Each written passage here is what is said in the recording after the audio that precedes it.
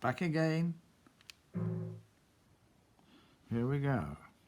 I think I will now show you how to do a few more of these leaves. You see the rhythm, I keep on emphasizing the rhythm, or shall we say again, if I wanted to do a vine, because this vine occurs in a lot of these scrolls, especially with the Germanic stuff of the old days, and I think this is what got me interested, because I saw a beautiful rendition of the vine leaf on a German style engraving, and I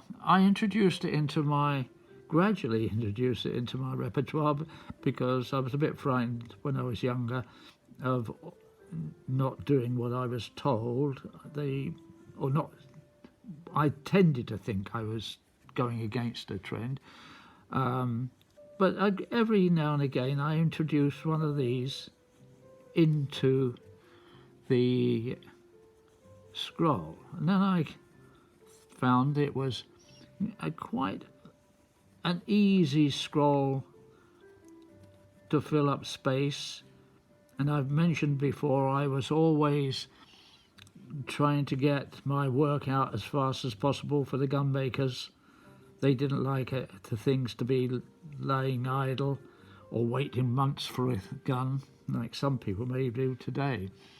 No, they wanted, if they had a lot of orders, wanted to get them out. So this is what I was doing. You see, this is the way I do it. Now, if you notice what I'm doing, it is all the same again. I repeat the 1, 2, 3, 4, 5, 6. If you look at these things too, I've mentioned, if you can do your letters and your numbers, your number 3, if you do it with the rounded top there, will do all these things. You will find this on these things. Your letter S is, so all these little movements here you can do. You be free, don't be tense when you do these things. Try to be flexible, feel flexible with ease. So if I was to do this one now, I could make something come this way. You see, now, as I mentioned before, if you have this tendency to do a large leaf and big like that to fill space up, then to do a small one, that's not my style. It's other people's style. Go along with it, because I'm not saying it's wrong. It's never wrong. Everybody can do exactly what they like with scroll work as long as it looks good. I will just try to explain to you, this is my style, and I find that if I pass this on, it may be more helpful because it's more rhythmical and a shorter stroke, you see. So if I was to do this again there, and I was to do another one across here, I'm already in the throes of making another leaf here. So it's according to what I'm doing. I've done a little cut there, but I will bring a slightly larger one over here. So now I have this, and I could perform this on this side.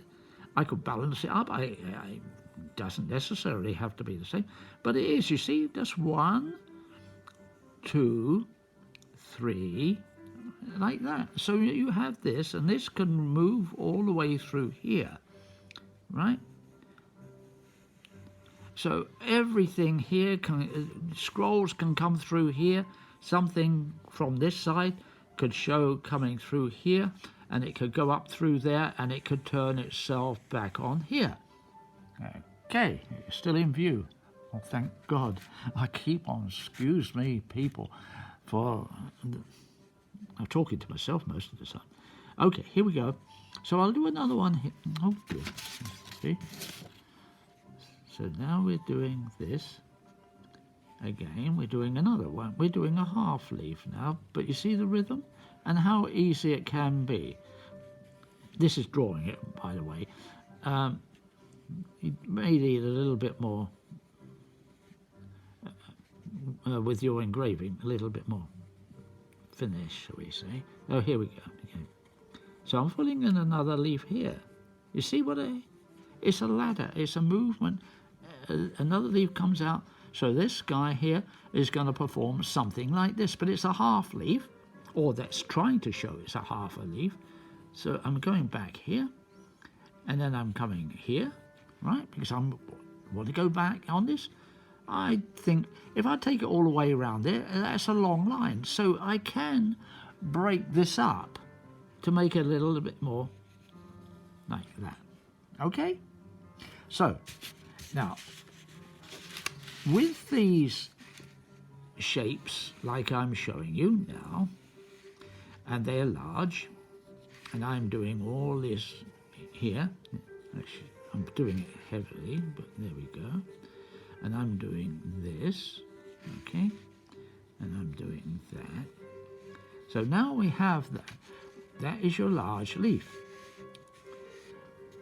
We can always make these things look more intricate with hardly any more problems, because you can make these shorter, or you can cut into these. You see here, so I'll come back into this one here, right? So there's a dark background here. I can do that. You see, get a little one here. Then I could change this into another smaller one here, and that will go into there, see? And now it becomes more like a strawberry leaf, which has all these little nuances, these little things. So the difference between that one and that one, you see what I say?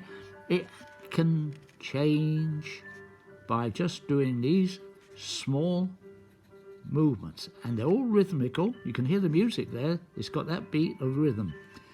There we go. Dance to your music, to your, and think that. Dum. We go. Come. There we go again. Dum. Dum. See?